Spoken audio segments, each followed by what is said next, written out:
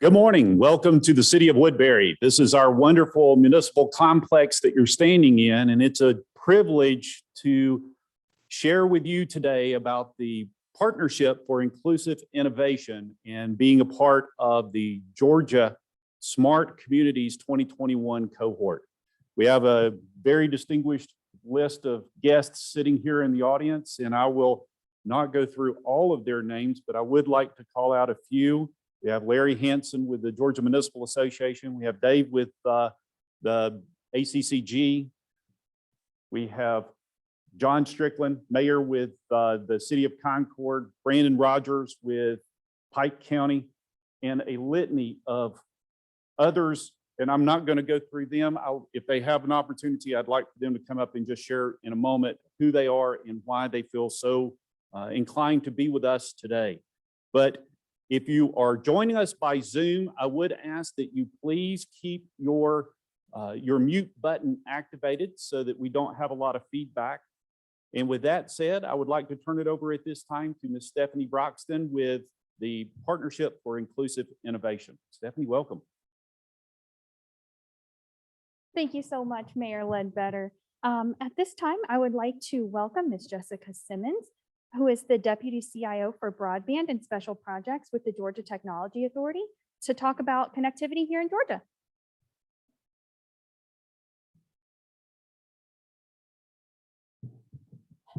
Good morning, and thank you, Stephanie, and thank you, Mayor Ledbetter.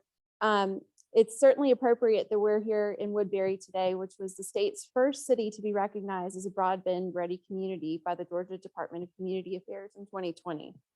As Stephanie mentioned, I'm Jessica Simmons, and I'm the Deputy Chief Information Officer for Broadband and Special Projects at the Georgia Technology Authority.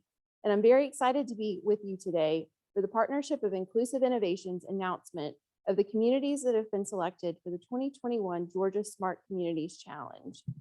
The critical research, strategies, and insight that will be produced by this cohort working with Georgia Tech researchers is going to be incredibly helpful as we all work together to close the digital divide in the state of Georgia. The idea of pooling strategies and resource capabilities for connectivity to benefit the broader region very much complements the state's initiative to promote broadband deployment in unserved and underserved parts of our state. Very briefly, I would like to talk about the work that we're doing at the Georgia Technology Authority, which is also known as GTA, and what we've been doing over the last few years to facilitate broadband initiatives in our state. GTA manages the delivery of IT infrastructure services to executive branch agencies and managed network services to more than 1,200 state and local governments. GTA establishes statewide IT policies and standards and guidelines based on industry best practices and federal requirements with a strong emphasis on cybersecurity. We also are involved in managing the state's portfolio of technology projects. And one of those projects has been the ongoing deployment of the Georgia Broadband Map in partnership with the Department of Community Affairs. The Georgia Broadband Map represents location-level data that precisely maps the availability of broadband services to every home and business in the state of Georgia. And I'm excited to share that a few weeks ago, more data was made available on the map so that the actual unserved locations are now publicly displayed rather than just viewing service by census block. Local communities and providers are also encouraged to use this map to assist with broadband planning efforts and to support grant applications. The Georgia Broadband Map is nationally renowned, and we are very fortunate to have such a powerful, informative tool at our disposal. So all of the work that I just described, in addition to the creation of the Georgia Broadband Deployment Initiative, also known as GBDI at the Department of Community Affairs, was launched as a result of state legislation that passed in 2018 to promote broadband deployment in unserved and underserved areas in our state. However, the COVID-19 pandemic has made it clear that internet is necessary for education, healthcare, business, as well as access to important real-time information.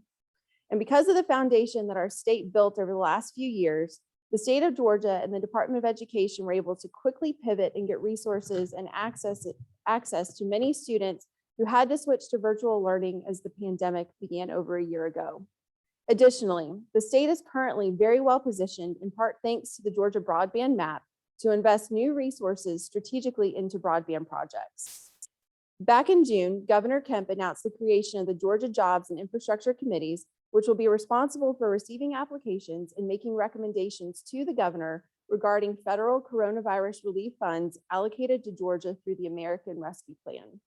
One of the 3 committees established is the Broadband Infrastructure Committee, and the application for these grants is currently open. As all of us here today know, broadband has become essential to business, education, healthcare, agriculture, and the all over quality of life, but many communities still lack access, and that is what we're all working to solve.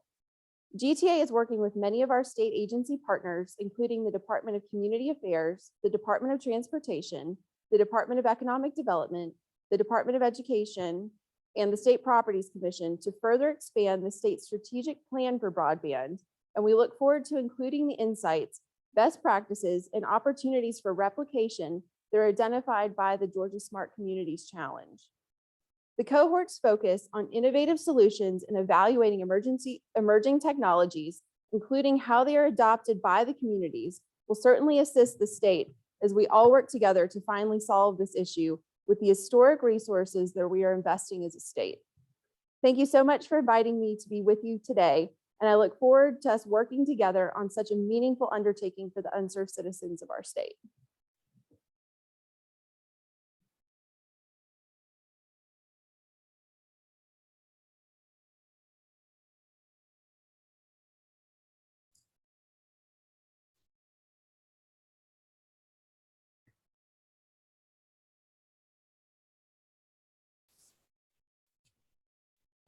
Thank you, Jessica. That was a wonderful display of your leadership and obviously the state's leadership in connectivity.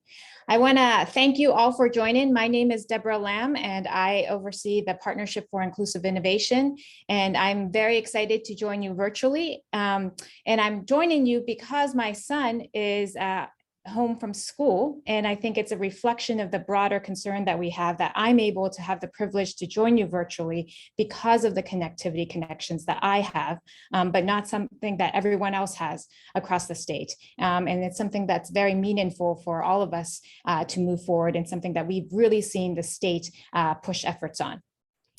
The Partnership for Inclusive Innovation is a statewide public-private partnership composed of civic, corporate, and state leadership that have come together to really push forward on inclusive innovation on the ground throughout the state. We define inclusive innovation as increasing access and opportunities for everyone in Georgia to drive for economic and community development. Innovation isn't just an end state, but a way to really move forward across the board on economic and community development. One of the fundamental things for economic and community development is obviously connectivity. And what we think about connectivity is something that Jessica said very fondly on, which is it's a basic infrastructure, right? So similar to running water, electricity, we really think connectivity is something that you need in order to live, work, and play across the state. And we want to complement the state's greater efforts in driving connectivity, and something that we thematically chose Georgia Smart to focus on this year. You may know that Georgia Smart has been happening for the last 3 years. Fundamental to this has been a coalition of partners that really think about community and research working together.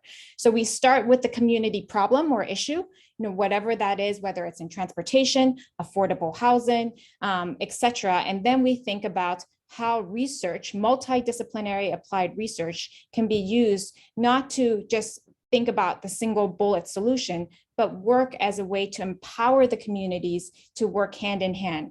The researchers don't necessarily come in with the preconceived solution.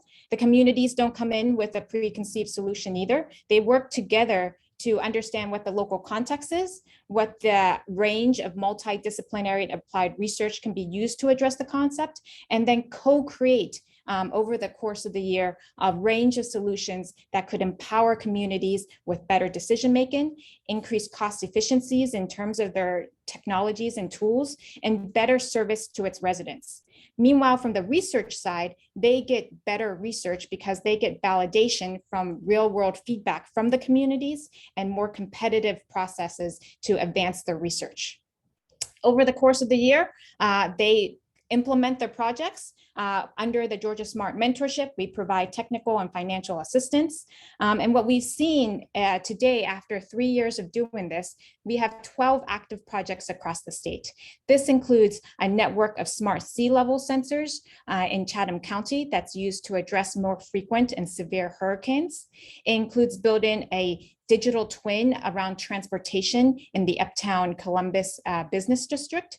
It also includes building a network of communication and transportation devices to work in Valdosta to address first responders and emergency vehicles when the time needs. It also includes a smart crosswalk app for students to get to school safely and for parents to know where they are in terms of getting to school. So this has been a really incredible partnership that we've had with communities and researchers over the course of the 3 years. But this in particular research has been very targeted for this 4th year around community connectivity. And what we want to say is that this thematic year is very much complementing the state's larger efforts around connectivity, especially under Jessica's leadership, but also thinking fundamentally going back to the basic principles of what is the local context? What are the needs of the community? And how can we apply multidisciplinary research to address it, to complement their greater efforts so that they are empowered with the set of tools and technologies that can help them address everything from connectivity to transportation to affordable housing. Thank you so much for joining us today. We're really excited to announce the speakers and obviously the eventual communities that we will be working with, in this case, over the course of the 2 years, both in terms of thinking about the architecture that's needed for connectivity, and then thinking about the wider applications after connectivity is in place, especially in driving economic and community development. So without further ado, let me introduce to you our 2 really strong partners. Without them, we couldn't have done this. The Georgia Municipal Association has been with us from the very start, as is the Association for County Commissioners of Georgia. Fundamentally behind all these communities are cities and counties across the state that have been tirelessly working on issues that concern residents, concern the public, and really serve the public at large in doing this. So let me introduce you to Larry and have him say a few words.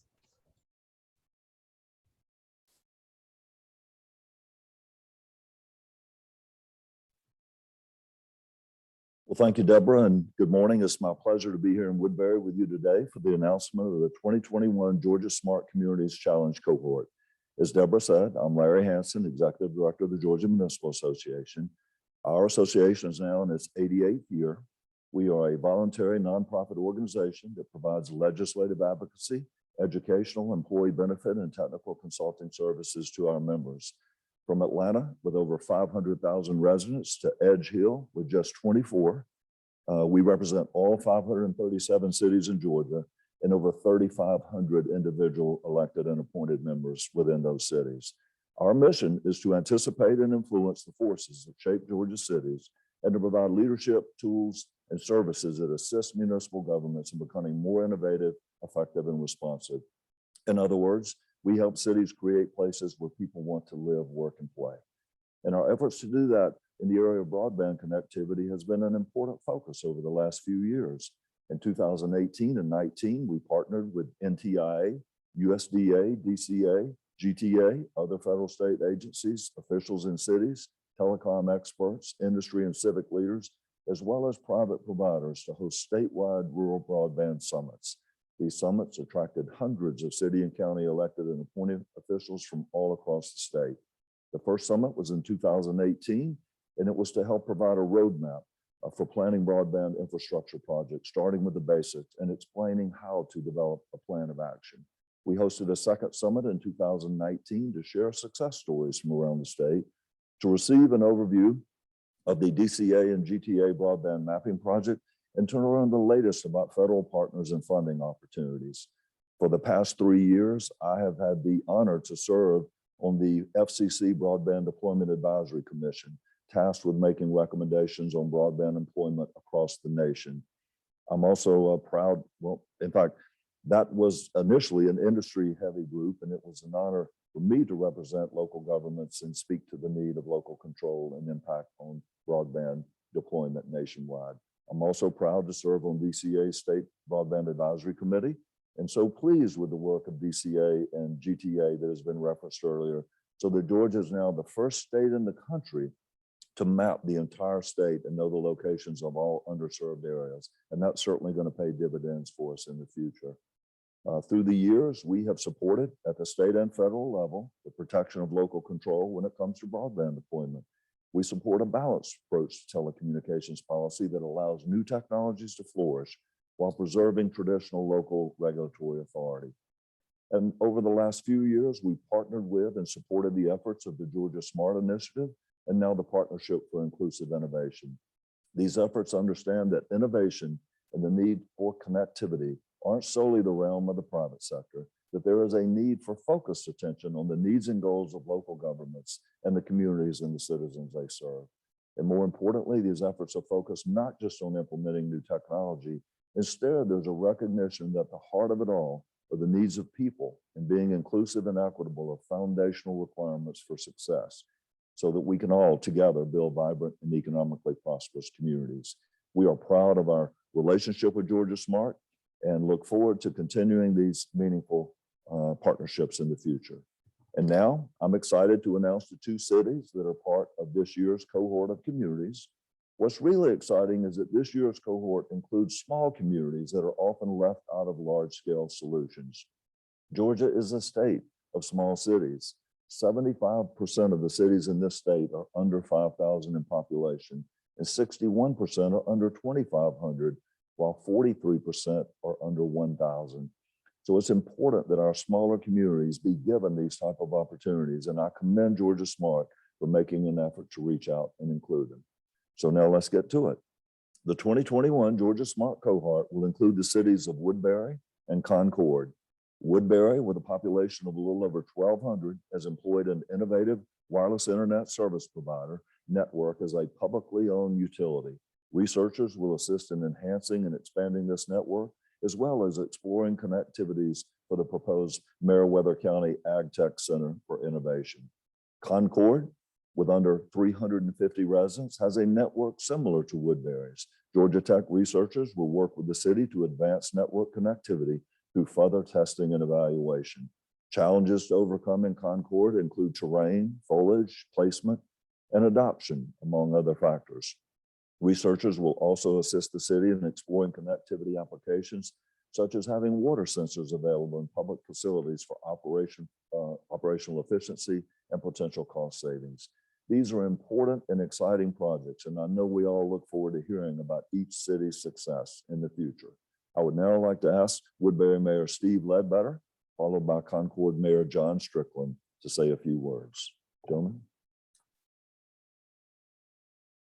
Thank you, Larry. Just for the city of Woodbury, I want to say thank you so very much for the opportunity to be a partner in the Partnership for Inclusive Innovation.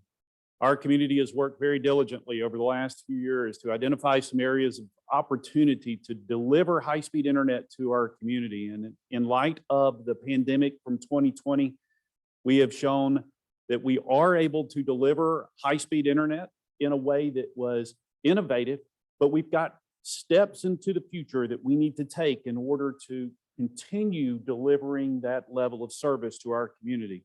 So with the work of this great team with Georgia Tech supporting the efforts, we're looking forward to being a part of our journey walking forward. So thank you very much to Georgia Tech.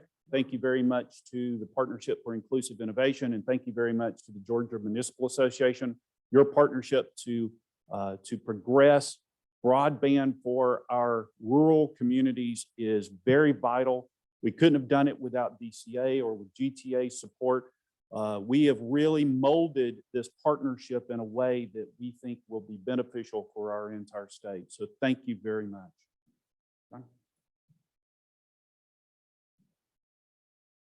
My name is John Strickland. I'm a mayor of that small town that Larry just talked about, the 43% of Georgia.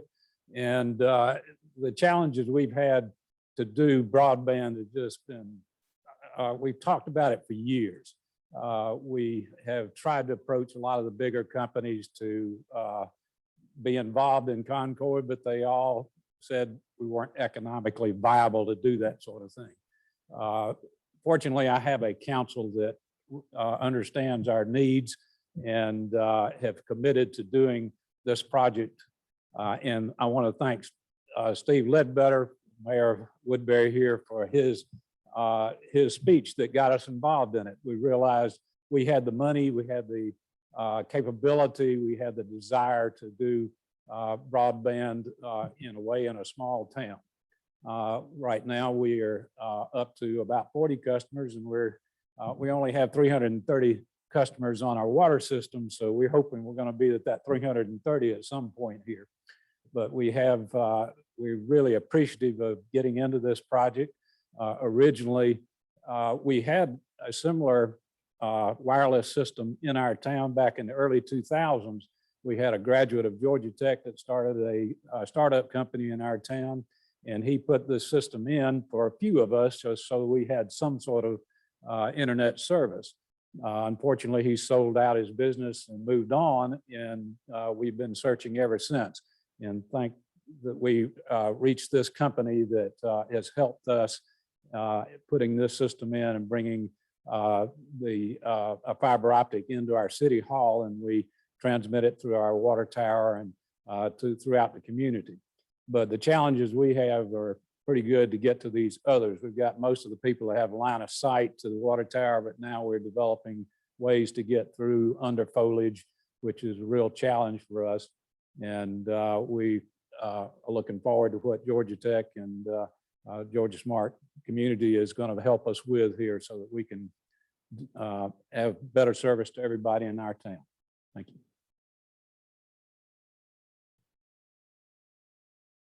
Thank you so much to Mr. Hansen and to our two mayors, Mayor Ledbetter and Mayor Strickland. We really appreciate your comments and we look forward to working with you. Next, we are going to be hearing from Mr. Dave Wills of ACCG. Mr. Wills.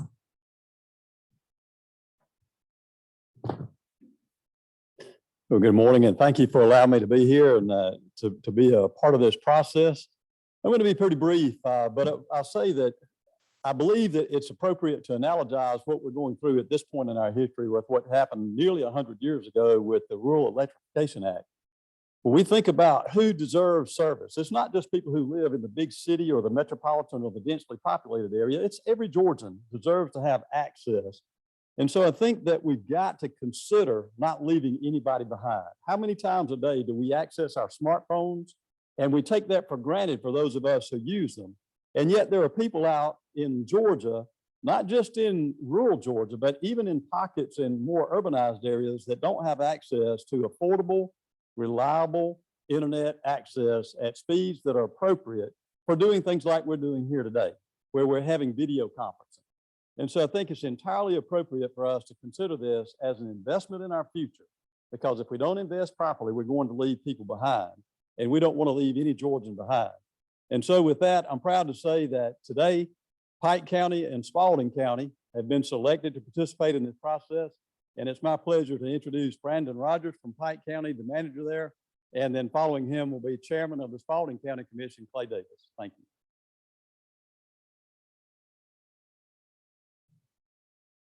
Thank you, Dave. As he said, my name is Brandon Rogers. I'm the county manager of Pike County, and I want to thank everyone for allowing us to be a part of this. This means more than you realize to Pike County. If you look on the DCA website at this time, you will see that Pike County currently has a 70% of its population that is currently underserved by high-speed broadband internet. So this is something that we have talked about, and everyone realizes that broadband has changed and is morphing into a necessity and no longer a convenience. So this is, like I said, a very huge step for Pike County and what it will bring for us in the future. And we greatly appreciate the opportunity. We're extremely excited to work with everyone from Georgia Tech, the Georgia Smart, and with our other partners with Concord, Woodbury, and Spalding County. I want to say that, again, we can't thank you guys enough for the opportunity. The commissioners could not be here today to give you your thanks, but we are already working towards setting aside funds in order to progress to the next step once we start finding out what Pike needs. So that is already in the works as well.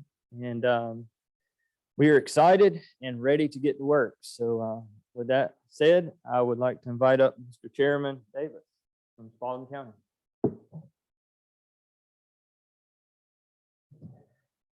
Thank you. I'd like to start by saying what a great opportunity is for Spalding County to be part of the cohort for Georgia Smart Communities Challenge and the Partnership for Inclusive Innovation in a way that supports Spalding County in our efforts to deliver high-speed internet to our community.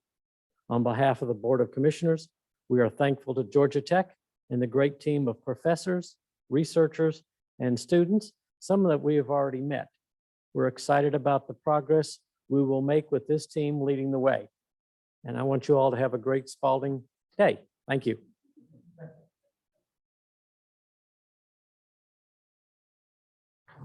Thank you so much to Mr. Wills and to our county representatives. We appreciate you and we're looking forward to working with you as well.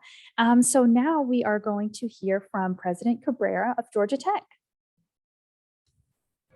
Thank you. Thank you so much, Stephanie. Thank you all of you for joining us today as we celebrate the 4th class of Georgia Smart winners. And I'll tell you, and some of you may not know about the history of Georgia Tech, but it is relevant for what we're celebrating today. Georgia Tech was founded in 1885. And it was founded with the objective of helping modernize and create opportunity in Georgia and around the South. It was part of that movement to build a new South. So this attitude of progress and service to our community has been at the core of our DNA from the very beginning. And this is just a great example of what that means in practice. And it is quite telling and fitting that this year's challenge focuses on community connectivity. I mean, we are hopefully coming out of this terrible year of a global pandemic. We're still in it.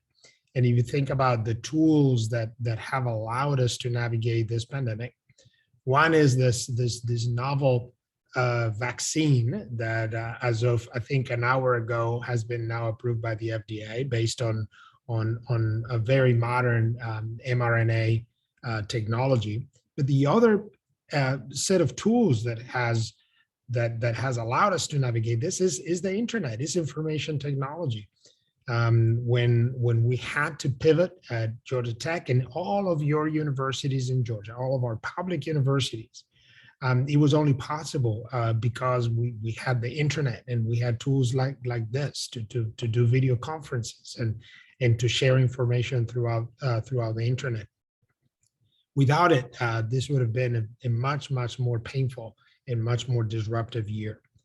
But there's a lot we have learned during this year, which is we cannot assume that everybody has access to the internet. In fact, the year that it was most critical to have access to good internet connection, we learned the hard way that many people don't.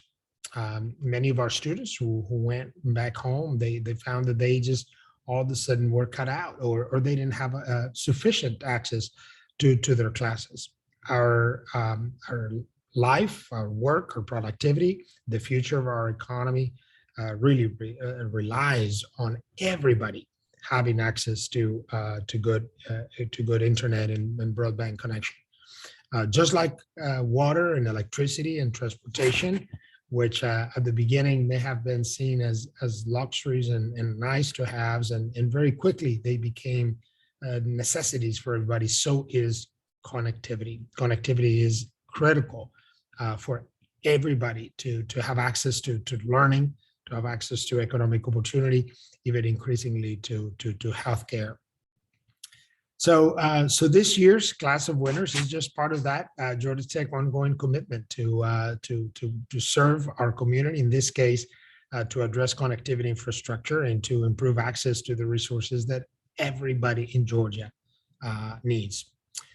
Georgia is not just urban, but it's also rural, it's coastal and inland, it's agricultural, it's industrial, it's knowledge economy. Every region of our state has its own unique geography, its own industries, its populations, its own challenges. As an institution serving our state, Georgia Tech is committed to every part of Georgia. And our goal is to find ways to give everyone the opportunity to use our research and technology assets in their communities to improve lives, livelihoods, to make everybody more productive. Our new mission statement synthesizes all this, and it says at Georgia Tech, we're committed to developing leaders who advance technology and improve the human condition. We believe in technology not for technology's sake, but as a tool to help all of us live better lives. And that's what this program is all about. That's why I'm so excited to congratulate you all. I want to thank Dr. Zagura and Dr.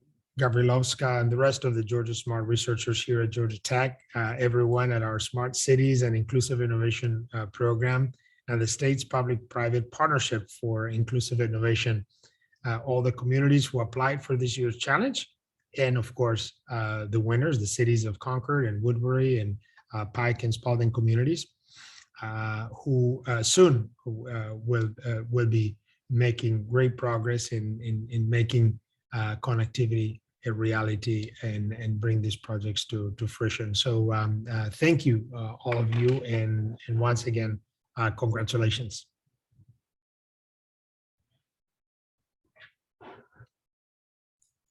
Thank you, President Cabrera. Thank you, everyone, for joining us for this wonderful announcement today. This wouldn't have happened if it wasn't for a few key members, Stephanie Broxton, Greg McCormick, Morgan Davis, and obviously our EI Squared team who made this possible. We definitely pivoted with the change in context, but definitely think connectivity remains our constant North Star and focus. And to be able to provide that over the course of the 2 years with Ellen and Ida in terms of providing compute and power and research, we are super excited. Congratulations again to Pike, Spalding, Concord, and of course, Woodbury. Good afternoon, everyone, and we will see you very soon. This is the easy announcement. The work is ahead of us, and we'll be very excited to be sharing you the developments and the news over the course of the 2-year research project. Thank you again, and stay tuned.